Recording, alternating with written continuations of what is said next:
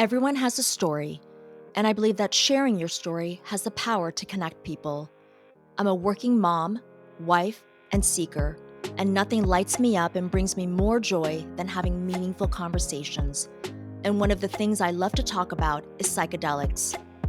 In December 2021, I experienced my first psychedelic journey with psilocybin. It was one of the most profound events in my life, and it opened me up to a deeper spiritual growth and helped me to heal. And now, talking to those who've experienced the therapeutic magic of psychedelics and hearing about their personal journey has become my passion. Mindful Trip is a safe space to have conversations that demystify and destigmatize the use of plant medicines. Conversations that allow us to have deeper connections with ourselves and others. I hope that sharing these intimate, funny, and inspiring stories helps you find the answers you're looking for. A wise friend said to me, "All you can do is follow the threads and see where it takes you." So I hope you'll join me in unraveling the threads, staying open, and trusting the journey. This is Mindful Trip. Mindful Trip content and the views, thoughts, and opinions of the host, guests, and contributors is for informational purposes only and is not intended to be a substitute for professional legal advice or medical advice, diagnosis, or treatment. Consult with the medical provider or mental health care professional about your health-related questions. Mindful Trip does not encourage illegal activity, including but not limited to the illegal sale, purchase, or use of controlled substances. Hi, and thanks for joining me. Today, my friend Evacheska talks about her deeply personal journey with several transformative ayahuasca ceremonies that revealed her true calling. Evacheska DeAngelis is the founder of Temple Sotto Luce, an organization for healing, consciousness, and expansion. She's an initiated medicine woman, integrative counselor, psyche spiritual guide, and shamanic practitioner. Evacheska is an eternal student, and her passion for pursuing her personal studies and development is inspired by her own healing journey and is fueled by her life's mission to be of service to others on their own healing paths. Your support means a lot, so please subscribe, download, and share with friends and family. I'd also love to hear what resonates for you, so send me your comments. Hi, Evacheska. Hi. I'm so happy that we are doing this. Thank you so much for joining me. Thank you so much for having me. It's such a gift to be able to have this conversation with you and to share my story with people. So let's get started. I'm excited. We have a lot to talk about. Tell me a little bit about your childhood, how you grew up, and then give me a little bit of backstory as to what was going on in your life before you decided that you were going to try psychedelics for therapeutic purposes. Yeah, I mean, a little bit of my background is always a hard thing to do because it's a little tough to be succinct because I had a very unique upbringing and continue to have a pretty unique life, but I will do my best. I was raised in the San Francisco Bay Area by two pretty prolific in their own right psychotherapists. My mom has two PhDs and used to teach graduate level psychology at UC Berkeley as a published author. My father is a PhD psychotherapist as well, with now to this day 60 years of psychedelic medicine experience. My mother used to lead LSD journeys for Wall Street tycoons in the 80s, among other things. She Wow. also spent a great deal of time and brought me with her to Native American indigenous reservations when I was a child. And then she also studied curanderismo with the Quechua people, which is the practice of serving ayahuasca and various other entheogens. And the Quechua people are based out of the mountains in Peru. So this was always in my field as a child, even though it wasn't necessarily like part of the dinner table conversation. It was something that I was quite aware of. So things like set and setting and intention setting and integration have just always been something that have been part of my orbit. They're just words that I grew up with. There was never a time where I didn't know what ayahuasca was. It just kind of was a word that I knew, even though I didn't really think much of it. But given that my parents are who they are, my childhood was not without its own turbulence and issues, just like anybody else's. And part of my path led me to leaving high school at 15 and going out on my own and starting college at a very young age. So I found myself at 16 years old being offered mushrooms for the very first time in a container that was not necessarily like very properly held. I had a really deep journey, a really, really beautiful, really deep journey. And also really recognized in that time and in that space that like I was not in a place within myself that it was proper for me to be engaging with a medicine like that. And I did see it as a medicine. And I found myself holding space for everybody who was engaged in that process that night as well. And somehow, I don't know if it was my quantum self sending some messages to teenage me or what, but I realized that like I did not have the skill set or the wherewithal to be engaging in that at that time. So I didn't re-engage with any kind of entheogen or psychedelic until my mid 20s. And the next experience was with my father. Wait, and so with your father though, so what was the impetus for you trying psychedelics again in your 20s and with your father? Yeah, well, my dad and I had had some turbulence in our relationship and we were coming back Mm, together. And it was both for the purpose of healing as well as for the purpose of him teaching me. My first education in how to be a psychedelic and entheogenic facilitator came from my dad. Of course, like a lot of it came through osmosis as a kid, but my first like actual like this is how you set an intention, this is what a journey looks like, and this is how you begin integration that came from him. mm. Wow, that is unbelievable. I mean, you're probably the first person that I've heard who not only grew up with the plant medicines around you, but the fact that both your parents were really well versed in that world, in the psychedelic Yeah, world. to this day, they Um, are two of my most important and strongest mentors in the space. What's exciting now is, of course, like we can share stories and bounce information off of each other, which is really cool. My mom doesn't necessarily work with the medicines per se, but all of these mm. practices influence the work that we do, whether it be in my counseling practice with my clients or, their psychotherapy practices with their clients as well. So tell me about that experience, the psychedelic journey that you had with your father when you Yeah. decided to try it in your 20s. What was the actual experience like? I feel like, in a psychedelic journey, your senses are heightened, sound, body, just everything. Give me Yeah. a sense of what it felt like to be So in that And I'm experience. taking myself back there as you asked that question. And I was 25. I will be 37 this year. And I I don't think I realized it at the time, but I was quite guarded and I took a very, very mild dose. And so I think the combination of that simply allowed me to drop into nature and my breath and connection.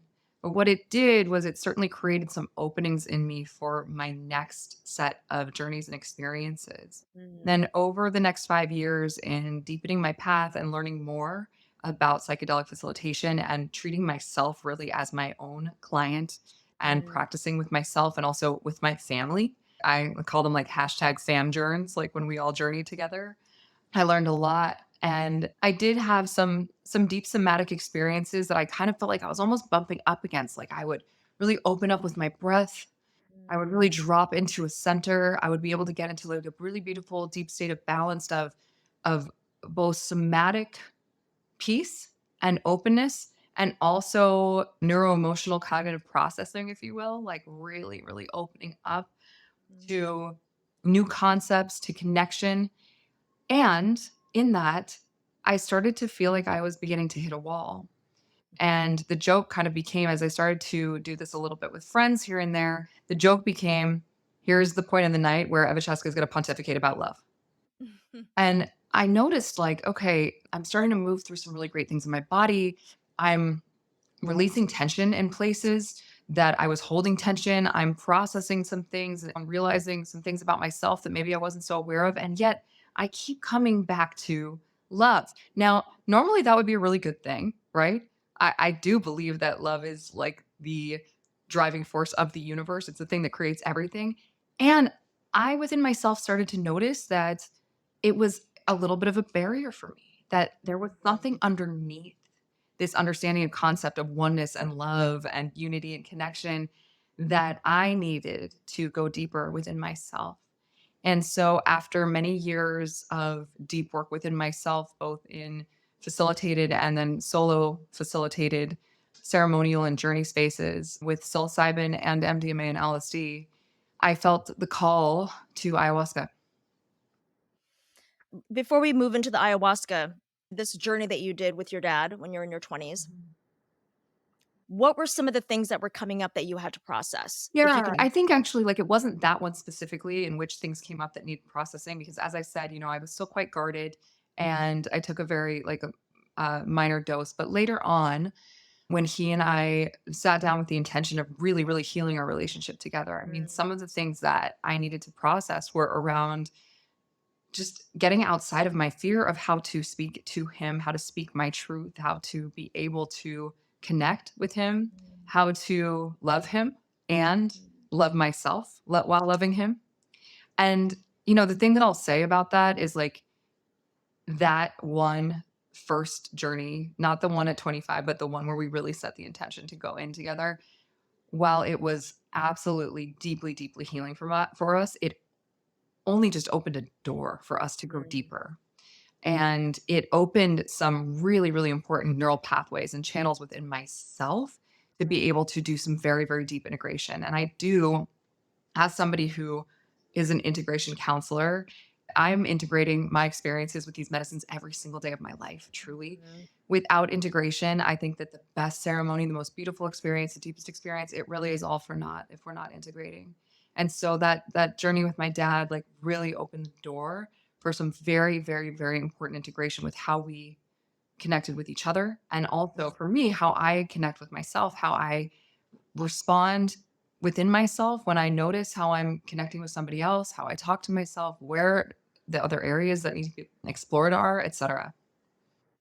Well, it's interesting because I think anybody who's ever done a psychedelic journey, or even before you decide that you're going to do one, you may have the notion that it's a one and done, right? Yes. And I think you realize when you actually do the experience that it literally just peels back the first layer, and there's so much more work that needs to be Okay. done. And, you know, I have friends who've asked me about my psychedelic experience with psilocybin, and I tell them it was profound, it was challenging, it was emotional, it lasted over 8 hours, but it only scratched the surface. And I really want people to know, and it's great that you said that, it just scratches the surface. And so I don't want anyone to think going in that they're gonna do, one ayahuasca journey or one psilocybin or one LSD journey, that they're gonna be magically better and that they're gonna be cured in a sense, right? That they're gonna walk out of that experience Yeah. and just think that now everything is fine without really doing the hard work, which is the integration Yeah, part. I think the thing is, it's like I actually want to like eradicate the word cure from our lexicon. I think that in the West, especially in America, we are Mhm. looking for like, the magic pill, the silver bullet. And it's like, let's alleviate ourselves of that notion. And Yes. I like to use the analogy of the mountain where it's like you start on the east side of the mountain. And at the very bottom, I'll use for myself something that I've been moving through since I started this work, which was like self esteem. And so it's like I started on the east side at self-esteem when I was in a really rough place. And then I had this beautiful psychedelic experience and I moved through so much of it. And I was like, yes, okay. And I started integrating and I started walking around the mountain and I'm like feeling really, really good. And I'm ascending up the mountain. And then I get back to the east side, which has the line of self-esteem. And I'm like, Mm, wait, are you freaking kidding me? I'm here again. I thought I had worked through this, but I realized I'm not at the bottom of the mountain. I'm at a higher point on the mountain. So my perspective is different. My vantage point is different. And that's kind of how I explain this. And it doesn't necessarily mean you'll need another psychedelic experience, another entheogenic experience. What it means is that, you are on this beautiful, what I like to call the never ending, ever winding journey back to self, coming home to yourself over and over. mm. As you said, peeling back these layers so you can get to know yourself far better than you ever did before. But yes, it does take intention and thoughtfulness and mindfulness and deliberation and the ability to really be like, okay, like I can move through a lot in one night in an ayahuasca ceremony. So much more than potentially years of something else. And this is going to take some care and thought and attention to be able to cultivate Right. this experience further. So what was your integration like? And maybe explain what integration is for anybody who's watching or listening. Yeah. And what was your integration like after this Yeah, experience? absolutely. I mean, integration at its most fundamental is the act of integrating. So incorporating the experience into your everyday life. So, what are the key takeaways, the lessons, the information, the openings, the shifts that you encountered in that experience? And how are you baking that into your movements, your thoughts, your actions, your behaviors, and everything that you think, do, say, feel, touch, see, smell, taste every day of your life, whether you're at work, whether you're hanging out at home, whether you're with your friends? So that's what integration is. My integration experience in the beginning, and it's shifted over time. My life now centers around this work. And so things are quite different than when I was like a up and coming, very young executive. Feels like another lifetime. But it was a deep journaling practice. It was integration counseling, having support. I think having support on this journey is really important, no matter who we are. My mentors in this space all have their own coaches and mentors and supports. I feel like, walking the walk here is really important. So it's something that I always strive to do. And so a journaling practice to continue to keep those pathways open. What am I experiencing today? What do I remember about that moment in time? How did my body feel during that moment? What does it feel like now? The somatic experience of it is really, really important. This is the language that our entire being speaks, is held in our bodies. Another part of integration for me and for many is being outside and being in nature, being away from technology, really dropping in again to that felt sense, trying to move out of here and into here. And then having, proper sounding boards, whether again that be an integration counselor or coach or some trusted source that you can really share these things with. Now, I want to caveat that latter piece by saying, if you have people in your life and in your network who are not experienced with this, it can be quite alienating. And so that's why it's important to be able to find a sounding board, potentially in a counselor or in a community. If you don't have the means for integration counseling, to be able to find a good community online to be able to bounce things off of, just so you have Right. someone or some group to be able to speak to. I was very fortunate that I have a lot of people in my network who understood. And also, I went through a long period of time up until quite recently where there were a lot of people who didn't understand. And Hmm. so I recognize the challenges. Well, it's interesting because the first time that you and I met was actually at a women's circle that you Yeah. started and that you hosted. And I remember you telling your story about leaving corporate America, a very high powered corporate job, and how you actually struggled with that decision for a very long time. There was that pull, but you resisted it for a long Yeah. time. Can you share a little bit more about what was going on with you in your life? Yeah. Thank you for asking. It's a gift to hear that you recall that. It's really important for me to remember those things and to come back to that version of me. I was working for a $750 million company as a very young vice president. And oh gosh, I was pretty spiritually closeted. Nobody really knew about my entheogenic and psychedelic practice. Very few people knew about my mindfulness and meditation practice. So I did like let that kind of sneak into the office. Yeah. And for years, I was starting to feel this like tug at my chest that, tongue in cheek, I can say now it was time to join the family business. Mhm. I wanted to go back to school. I wanted to start studying. I was really recognizing that like my gift in corporate America was supporting other people find their path and helping them discover their own success and helping them learn the tools to succeed and grow. And yet doing that in a corporate environment just didn't resonate deeply. I was afraid. I was afraid of giving up the big income, which I was super addicted to. I was like really, really tied to my identity, to like the archetype of being like the badass, like woman in business, especially at such a young age. I was certainly addicted to like the shoes and the handbags and like the lifestyle. And so there were so many different variables, but the call just continued to get louder and louder and louder. Mhm. And it's funny, like, I recognize that I've said this to some people in my network, like dear friends. You have to run to something, not from something. Sometimes you need to be pushed off a cliff in order for you to spread your wings and fly. And it's like all of those things were things that I needed somebody to say to me back then. But even if they had, I probably would not have listened. Of course not. Yeah. Everyone thinks that there's such cliches, but it really does happen. Yeah. I mean, things happen for a Yeah. reason, whether or not you wanna believe it, that divine timing is real, Right. Yeah. and things do show up, whether or not you're open to it. Sometimes it forces you into the next path that you're supposed to be on. Absolutely. And so that's kind of what happened. I left one job and I took another, and that one just really wasn't right. And I kind of started parallel Mm. pathing, building Temple Sotto Luce. And then, but still, I was coming from this fear place. So even when I left that, I started a consulting business because I was like, I can't do what I tend to do full time, like while I'm in school, all this stuff. And the universe kind of made some decisions for me in getting me to go all in. And I'm very grateful that now that I get to support and facilitate these types of healing spaces for people to really do their own work. It's not about abdicating ability or power or responsibility to me or to Mhm. plant medicines. Truly, it's Right. about allowing these containers to help remember what's inside and to peel back the layers, as you so aptly said.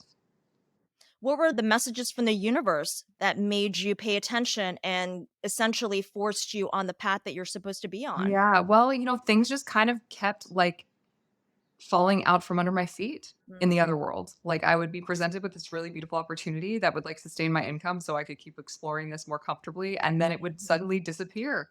And wow, right before it would disappear, I'd be meditating or I would be in a ceremony and I would get this message like, it's almost time. And I would be like, okay, but I'm not ready.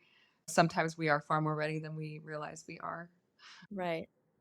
And sometimes, even if you aren't ready, right, the universe does have your back. Absolutely. I mean, I'm a firm believer in anything that is meant for you will not pass you by, and that the things that are not meant for you will be quickly extricated from your life the further you get into alignment with your path.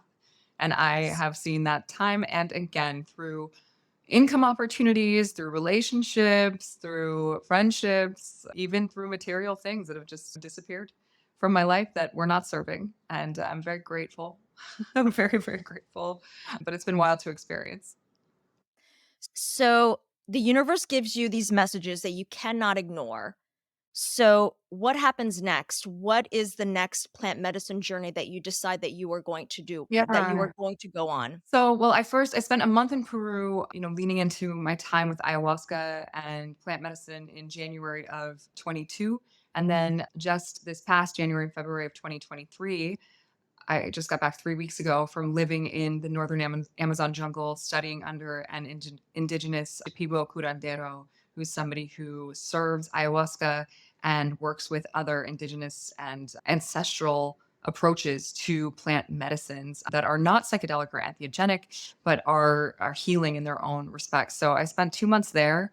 And part of that process also is the dieta process, in which you clear your physical and emotional channels, your psychological channels. You abstain from certain thoughts, you abstain from certain foods, talking to Oh, people, wow. touching people, and you drink a tea made from a certain plant. And in exchange for your abstinence in many different respects, the plant teaches you. And so that is a big part of my path. I now have 4 dietas. I'm actually about to embark upon number 5 in just a couple weeks with the Blue Lotus. And so that is a big part of it. And then I will certainly be returning at least once a year to the jungle to deepen my devotional connection to these plants and to study. I also will be attending Spirit Walk in June to begin my relationship with peyote through a very ancestral, sacred, and devotional way of approaching that medicine. And peyote's been calling for a very long time, and I'm really looking forward to meeting Mm. him in that very traditional respect.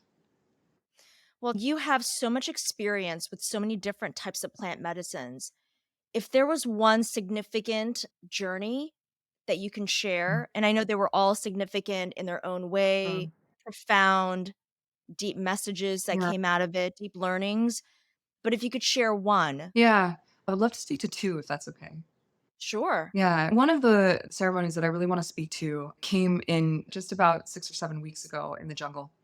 And the reason I wanna speak to it is because I do believe that with the people that I work with, that I facilitate with, and many other people that I know, I believe that there is this thought that, like, you have to get your ass kicked in order to have a powerful ceremony, that you have to be Yes.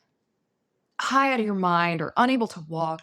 Mhm. And what I know to be true is that some of the deepest ceremonies of my life have been so subtle and so Mm. nuanced. And so I had a ceremony in Peru where I really didn't feel the medicine very much. And, I've really been working through what it means to feel the medicine because of everything I just said. Like, does feeling the medicine mean I have to be high out of my mind? Like, do I have to have like deep body feels, or can I really just be dropping into a state of presence? And Mm. so I felt quite sober in an ayahuasca ceremony in Peru. And I spent the entire 6 hours reflecting upon various moments in my life where I had behaved in a way that I was less than proud of. Mm. And instead of even using those words, I held that vision of myself in that moment in front of me and kind of like sat down in front of her. And I wrapped my arms around her and I said, I understand why you behaved that way. And I was able to, within my body, connect it to a moment in time in childhood where something had happened that had kind of created that wound. And then that was the basis from which that behavior had stemmed. And I totally understand why you have behaved in the way that you behaved. And it's totally okay because you were hurting, you were in pain, and you didn't know what else to do. And then with my arms wrapped around her, I would say, you are safe to express here. You're safe to say anything or behave in any way you need to with me. And you will never have to express that way with anybody else ever again because I will be and then insert whatever she was not getting as a child. So I will be the divine masculine energy and shoulder for you to lean on that you didn't feel like you got in that moment as a kid. Or I will be the divine feminine spirit and shoulder to lean on that you didn't feel like you had. Or if it was something that had to do with a relationship with a boy or something like that, just to speak to that. And that was from a really sober space. And that was really powerful. The other ceremony that I wanna speak to is in an ayahuasca ceremony where I realized I never knew how to ask for help. And I'm sitting there, it was my second ayahuasca ceremony ever, and I was, at the moment, very sober and telling myself, "Okay, like, I'm gonna be patient, I'm gonna be patient, it will come on when it's gonna come on." I'm like repeating my intention like a mantra over and over. And I'm like, I can be patient, I can be patient. And then suddenly I feel myself get angry.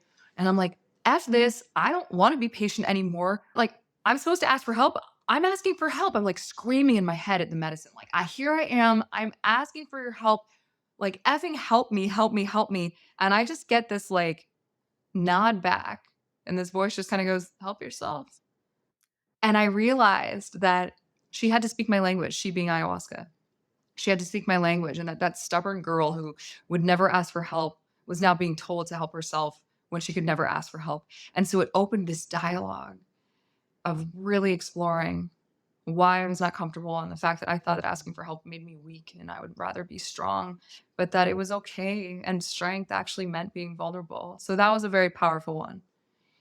And that one had a lot of somatic release. That one, I was like really uncomfortable in my body, like really feeling like my muscles tense up because the protective mechanism of never asking for help was stored in my cells. And so my cells were in this place of release, release, release. So I really had to lean into my breath and breathe into those spaces. I think it's really important for people to remember if they ever feel uncomfortable, they can always place a hand on their heart, a hand on their belly, and breathe into those spaces. And always, always important to just be able to tell all the parts of yourself, I am safe, I am safe, I am safe with your breath. And then the last one I will speak to is many years ago, my heart was broken seemingly out of nowhere. Mm. And I went into like a deep, deep journey. And I was just in so much pain. My heart was in so much pain. And about 2 hours in, I was like, oh my gosh, like, there's really nothing to be hurting here about because, like, Mm. everything is love, and, like, this person, I see how and why they behaved the way that they behaved, and it didn't mean that I wasn't hurting after the ceremony because I was, and it took a lot of integration of this perspective to heal my heart, and also I was able to create the opening of getting to the place of like, oh, okay, like I understand what happened here. And just even that little tiny key of giving me some of that understanding gave me all of this material to integrate, which it became a daily process of integrating of like when I was hurting to create space for that pain, not to swallow it, and to bring myself back to the ceremony in which I understood why that heartbreak needed to occur. Well, can you talk a little bit more in detail about this third ceremony? And obviously, it was a heartbreak. It was the end of a relationship. Yeah, yeah, it was a very, like, abrupt end of a relationship. Mhm, Mm. mhm.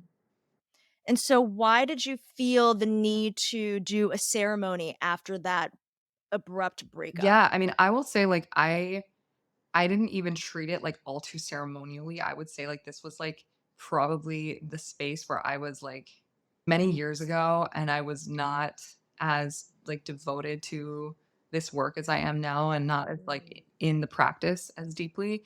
And so it was kind of just like a, okay, like, I don't even know what to do with my feelings right now. But, it was just kind of like this space of like, oh my gosh, like, I'm feeling so much. And if I'm going to, like, I need to create these openings and like really explore it.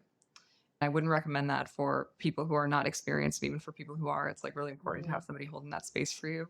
I will say, like, one of the things that I've generally had and continue to develop over my life is a deep ability to listen to Mm. my psyche, my spirit, and my body, and to try to pull them into alignment. My heart, Yes. of course. And there was something saying, hey, like, we need to get into alignment. And the way to do it is going to be through this experience. I listen to that call. And I do find that with these medicines, people often do feel called in some way, shape, or form. And honoring that inner compass is very important in this work. And honoring that inner compass with support is very, very important in this work. I mean, so much of everything that you've said resonates with me. First, the fact that the medicine, the right plant medicine, will call to you when it's the right time. Absolutely. And the call will be so loud and so clear that you cannot ignore it. Right. I know that was absolutely for me that within the span of less than 3 weeks, I was doing it. It called to me and it was so definitive. I made the decision right then and there, that's what I'm gonna do. Wow. I have no idea where that came from. I've smoked, weed. I did MDMA twice when I was in my 20s, right, recreationally, and then, drinking alcohol, wine. I have never even thought about doing psychedelics. Sure, Not that there's sure. anything wrong with doing psychedelics, but it just wasn't even in my view of, "Oh, it's something that I'm gonna potentially try." The other thing that really resonated when you said was that you had a really hard time asking for help. Mm, mm. And I have to tell you, I had the hardest time. Even to this day, it's still really hard for me to ask people for help. Yeah, I think a combination of what you said of weakness, but I also have the sense of wanting to be perfect absolutely. or wanting the things that I'm doing to be perfect or at least close to perfect as possible. And I want to be able to present that to people rather than me saying, "I don't really know how to do this. I don't know. Can you Right. help me figure this out?" Whew. Yeah. And it's just now in the past few years that I really have been okay being vulnerable with people and asking my husband or my friends or colleagues for help. Yeah, thank you so much for saying that. It's deep indoctrination. Whether it's like with me, I saw it as a sign of weakness, not for other people to ask for help, but for me to ask for help, or the I know. perfectionism thing, which also very much resonates with me, or like this world of like social media where we're seeing all this perfection online. So, like, gosh, like if we're not perfect, what does that mean? There's so many different layers to this deep indoctrination. And I would say that, like, as I said earlier, these medicines, they are teachers and guides, allies, and co-creators in helping us remember about ourselves is that we are perfectly imperfect. And Yes. that healing, of course, is a very deeply personal internal journey and also happens in community, which means that that support is really important. The one thing I also want to go back to really quickly is like the call that, I mean, wow, 3 weeks, man, that is so fast. I often hear, well, I started hearing about ayahuasca like 3 years ago, and then, like, somebody else started talking about it, somebody else, and then it just, like, kept popping up. That also is a call, right? Somebody inviting you to watch the Fantastic Fungi documentary. Call can happen so many different ways, right? Like, So many. you could be on a hike and just see mushrooms everywhere and start thinking about it. Burning Man could be part of the call for you. There are so many different ways that the call can show up, but I do find that it does happen, and the more we have these conversations, the more we realize that, like, wow, our journeys are all really, really individual. There are also so many common threads because we are all human and we are here to be human. I believe that that's why we are on this planet, is to have a human experience and to become as deeply integrated human beings as we possibly can be. And a deeply integrated human to me means taking all of the pieces of the self from all of the different moments in our lives and wrapping our arms around them and telling them that they have a space here and integrating them into who we are today. And that we're just all so deeply connected. So I connected. mean, Oh my whether or not gosh. you want to believe it, the signs are everywhere. Oh, We're all so deeply connected. Well, it's funny you mention, so the reason why it was so quick for me, I was watching a video. It was on Facebook Watch. It was a Red Table Talk episode hmm, with, Jada Pinkett Smith and her mother and her daughter, and they were talking about several different types of plant medicines. They had somebody who was talking about their ayahuasca experience, MDMA, and psilocybin. And for some reason, the psilocybin out of all the other ones that they yeah, were talking about just resonated immediately with me. yeah, Immediately. I right then and there, I was like, "This is what I'm gonna do. I'm gonna do that." yeah, And I immediately started texting friends that I thought could potentially help me find somebody to guide me. I wanted a woman to guide me. I wanted to do it by myself, not in a group setting. Like I knew exactly the experience that I wanted. yeah. And then less than 3 weeks later, I found the person who was gonna guide me and I had my journey. Oh my gosh. And for me, I truly believe that it was divinely guided Absolutely. every step of the way. There's no other way to explain it.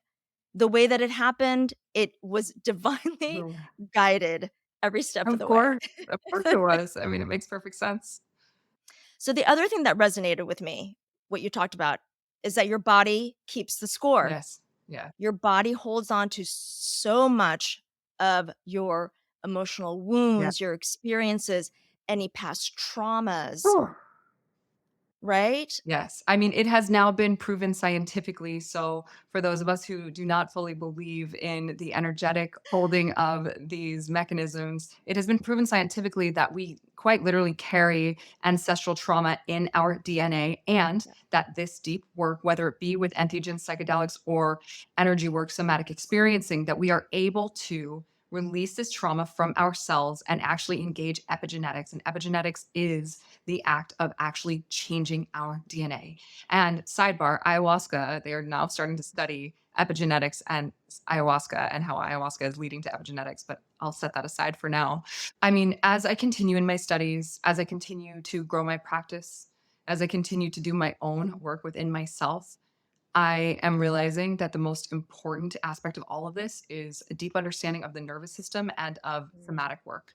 It has been absolutely tantamount to my own growth, to leaning into my path, to discovering myself, and to being able to support others as they do their own healing as well. So I want to go back a little bit. You talked about those ayahuasca journeys that you had. Tell me, for you, the connection that you were able to make between your body and being able to regulate your nervous Mm, system. And how did the ayahuasca help you to do that and yeah. to be able to release some of the emotional energy and trauma, whatever you had repressed for so long?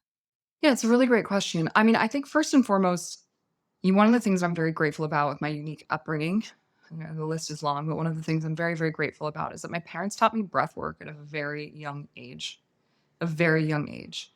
And so when I first started sitting with ayahuasca and I would notice that I would leave my window of tolerance, right? So our window of tolerance is basically the place that we exist within our normal day-to-day life without our nervous system spiking in a certain direction.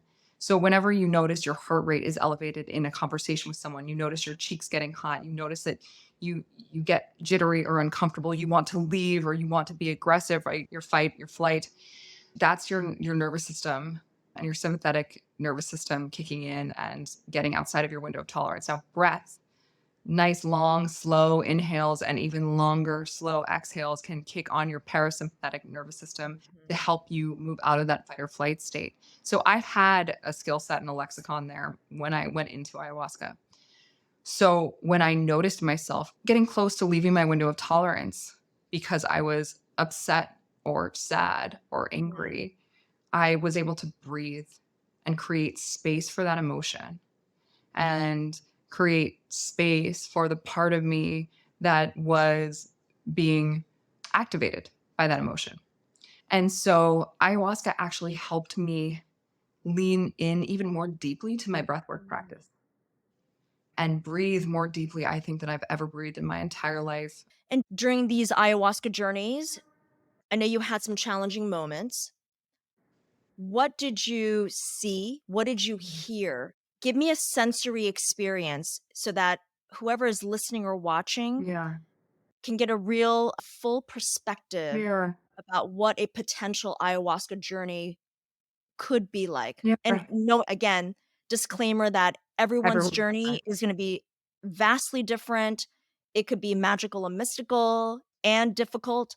It could just be completely challenging the entire time or a combination of both. I want to add to that by saying not only is everybody's experience different, for me, after having sat hundreds of times at this point, every ceremony is different for me.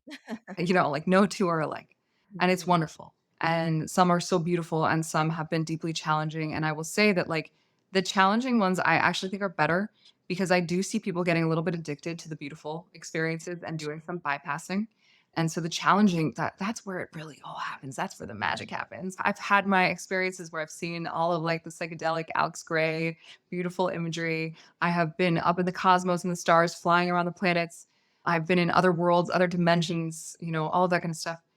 I had an experience, I want to say it was maybe somewhere between my sixth to ninth ceremony. And by the way, I didn't purge for my first six ceremonies. So vomiting is not a given. There are lots of different ways to purge. You can shake, you can cry, you can laugh, you can sweat, your teeth can chatter, you can dance, you can yawn. There are lots of different ways to purge. It's not just vomiting. Oh my god, I had no Oh, idea. yeah. This is the first time. This is so informational Oh, and yeah. educational. Yeah, I mean, we call it so, like, in the lineage under which I study, we call it getting well when you purge, right? Because 'Cause you're releasing that energy from your body. When an animal in the wild is attacked, the first thing they do is they shake it off, and that's them kind of, like, purging that energy, right? Releasing that energy, and it's the same thing. Purging can happen that way with us too, the release of energy. If ever you're having a tough day and you feel like you just need to, like, really let something go, a really great thing to do is just, like, shake your body and breathe it out. Yeah. So I think it was somewhere between my sixth to my ninth, I was in a deep space of working with my inner child. Mm. And oh, this might make me emotional. My inner child is such a beautiful teacher. I'm so grateful for her. And I found her on the side of a cliff, just pushing off these giant boulders one after another, just like pushing these boulders off a cliff. And I asked her what she was doing, and she said, "It's too heavy. It's too heavy. Like, I don't want to carry it anymore. It's too heavy." And so I desperately started to push these boulders off this cliff with her. And she had too much and she just flung herself off the cliff. And of course, she didn't die. She flew and she reappeared next to me. And she was so frustrated because it was just too heavy. And what she was talking about was the weight of the household in which I grew up. I'm desperately just trying to push these boulders off the side of the hill to help her. At that time, I didn't entirely have the lexicon of how to speak to my inner child yet, and it was in the Right. ceremony that it did switch, that I was like, "Oh, I know this, and I know how to do this," but in that moment, I didn't recall it. So then she lights herself on fire, and I'm terrified, and to further my terror, I'm like, "Oh my gosh, if this little version of me dies, do I die?" Mm. And so there was that fear there as well. But of course she didn't die. She walks right out of the fire. And we had a really beautiful conversation about how her jumping off the cliff and her lighting herself on fire actually allowed certain pieces of what she was carrying to die so she could be present. And then it all kind of clicked in and I was able to reparent my inner child and Wow. provide for her things that she didn't feel like she had and let her know that I, as a grown up, would carry that weight for her. But that was a really intense experience. For you, how do you integrate or reintegrate into normal three-dimensional life, Yeah. especially after your most recent trip to Peru, Yeah. and even after all of these other journeys that you've had? Yeah. What are your kind of takeaways for integrating and reintegrating Yeah. into this world, this third dimensional, very dense Yes. Heavy world. Part of it is exactly what I said to you about, like, we are here to have a human experience, so, like, I really lean into human things, like sensory things, crunch. Ah. I mean, like, it sounds like a really funny thing, but, like, really experiencing the crunch of a raw almond, like, really gets me into my Mm. body. Little things like bilateral stimulation, just kinda when I'm sitting by myself doing this is bilateral stimulation, or doing it on your knees. It activates the vagus nerve, which again, So you mean just like soothing yourself like well, no, this? to actually tap. Oh, tapping. Bilateral tapping or doing it on top of your knees, it activates your vagus nerve, which really regulates your nervous system and brings you into your body. I live very close to Central Park. I'm very fortunate, so I like to go to the park. It's a little cold right now, but I've been as much as possible when I can take my shoes off and get them on the ground. Mm. Grounding is a very important part of integration. Really taking care of my body, exercise, hydration, proper nutrition, proper rest, and writing, dance, music, really basic things like that. People get afraid that integration is like, oh, I have to meditate for 3 hours a day. Right. If you can sit down for 90 seconds and just breathe for 90 seconds alone. Or if you are a runner, that's moving meditation. Meditation doesn't have to be hours and hours. Just creating some Mhm. space and mindfulness for yourself. Those are some real, real basic fundamentals of integration that can be done anytime, anywhere. So for you, which ceremony was it that really led you to what you do now? Oh my gosh. And that you could not ignore it anymore? And I know because you had been pushing it away and avoiding Yeah. making that leap. Oh gosh. Well, there was a family journey in, oh gosh, November of 2018, where I just kind of had this like out of body experience where I was like, oh my gosh, like I I I don't even know, like the felt sense was just like, oh, this is what I'm supposed to be doing. Like it's this. And then I got really scared, and Mm. I was like, "Oh my gosh," 'cause at that point, I hadn't done a ton of work on my ego yet. I really didn't really wanna go down that path because, like, I was kind of, like, struggling with my self-esteem, my body image, and all this stuff, and I look like a totally different person than I did back then. Like, it's not because I'm not wearing all the makeup and I'm not blow drying my hair, not that there's anything wrong with those things, it's just my relationship with those behaviors was imbalanced at that point in time in my life because I thought I needed to do it instead of like treating it like art. Mm. That weekend was really big for me. My whole life I knew this was my path. It was just a matter of how I was going to get here. Well, it's so interesting what you said about how you were before your ayahuasca ceremonies, because when I first met you, the way that you presented yourself was just a very calm force. You had this very calm, just really warm maternal energy Mm, and a great listener, very thoughtful, very purposeful. You had such good intentions. mm, I have to say, it probably you have to attribute that to these plant medicine journeys that you did. mhm. I mean, I would say part of me has always been that way. And the part of me that was not deeply integrated into myself was not that way. And so thank you so much for that reflection. It really means a lot to hear. And yeah, the medicine has certainly helped me get into alignment with myself. And in my morning ritual every day, I set an intention. I think that's probably one of the most difficult things for most people. I know it is for me, is being in the moment. I do my meditation practice in the morning after I work out, but sometimes, right, life gets ahead of you and life just kind of grabs you the minute that it just starts up each day. And it's so hard to, even if you have the best of intentions, it's so hard sometimes to be in that moment. Cause I have to tell you, there are moments when I feel like I disassociate a little bit from my body. Mm, mm, mhm.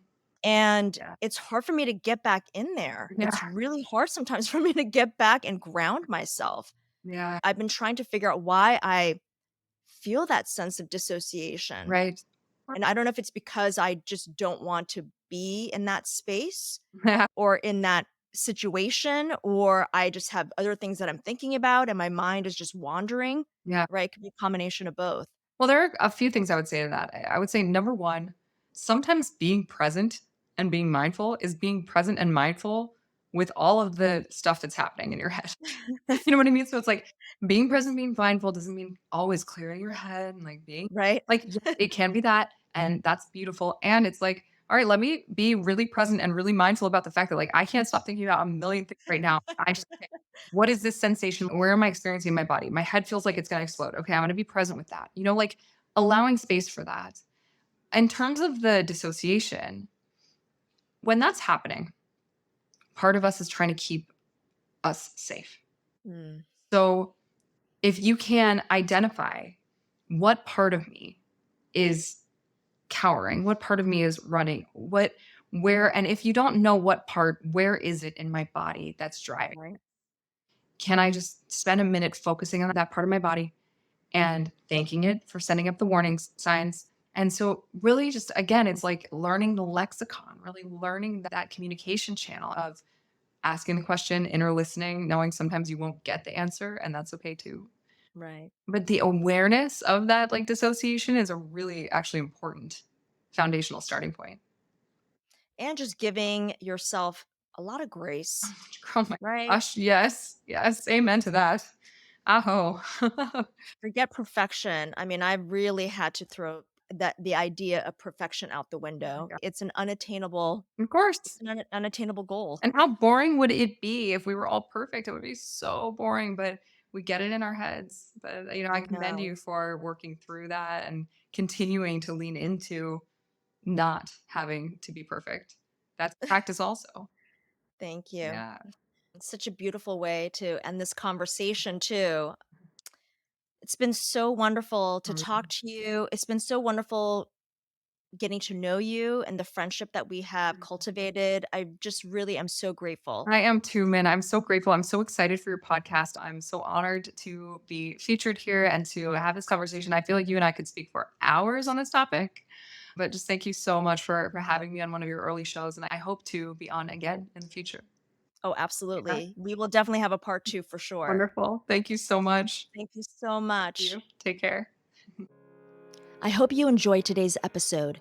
Your support means a lot to me, so please subscribe, download, and share with friends and family. And I'd love to hear your thoughts on this episode, so let me know what resonates for you. Thanks so much for watching. Until next time, take care.